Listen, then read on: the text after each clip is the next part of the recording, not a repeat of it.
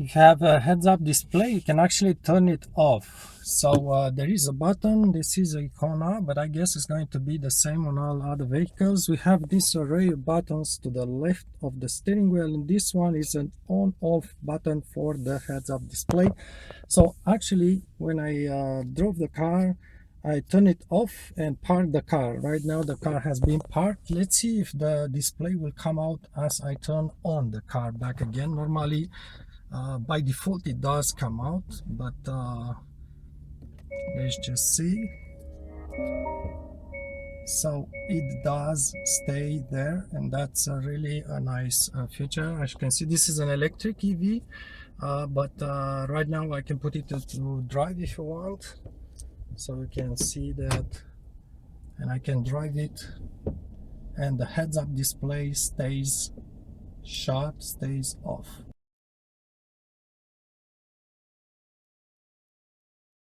Whenever you park the car and start the car up again, it always goes down and up by itself. And you will see, let me just put it on. So I'm going to press here to activate it back on. You will see there's a lot of things moving in there. And just my feeling, when this guy is going to cycle on off by default, if you leave it by default so many times, I don't know, maybe something is going to break, and I really don't think it's going to be cheap to replace, because there's the space here. Perhaps you need to remove the dash, I don't know. You have plenty of adjustments. These are brightness, and then speed size. I didn't know there is a speed size medium. Let's just put it to large for now. It doesn't really change much. I'll show you in a moment, but it's speed color. If you, I don't know, it's up to you. But this is the content selection. So this is the GPS, this is the speed in that area, but this one I really don't know what it is. And line safety info. Perhaps if you just move off the line or cross the line by mistake. And this is blind spot safety info, I guess, when you have a car in the blind spot. So these are the options. Blind spot depends perhaps on your this car has all the options available, so it depends on your equipment as well.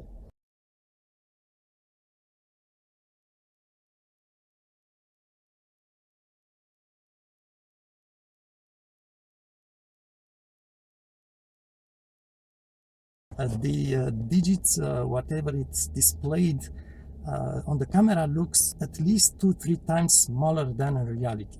I see with the naked eye all this information, it's about 3 times bigger in size than what you see in the camera. However, I must say it's not that big. This is a different type of display. It has a plastic here, and I suggest you don't try to wipe it clean too often. I'm not sure how solid this thing is, so very careful with this, not to shake it too much. Don't be too forceful on it. Now, this is a different type of heads-up display. The other type is when you have a small projection onto the windshield itself. It seems that system is actually more expensive, because the windshield needs to have a sort of a coat on that area, and it's a special reflective patch or something like this. The windshield is going to be more expensive, so this is perhaps a cheaper system. Is it that useful? I must say, personally, I'm not the only one driving this car, and I'm more used to watch the cluster panel for the speed. I'm not really much into this thing, but it is perhaps just a preference.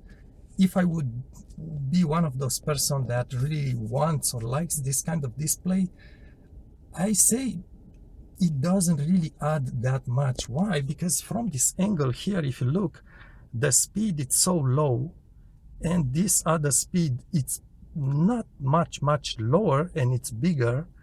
I would say it doesn't really add that much. I still need to lower my eyes to look into the display, into the heads-up display. So if the speed was projected someplace here in a small character, so the view is not obstructed, if it was projected more higher up, maybe I would see really the advantage of it. but perhaps it's a preference, personal preference, so it's really up to you. Okay, so hopefully this answers a few things.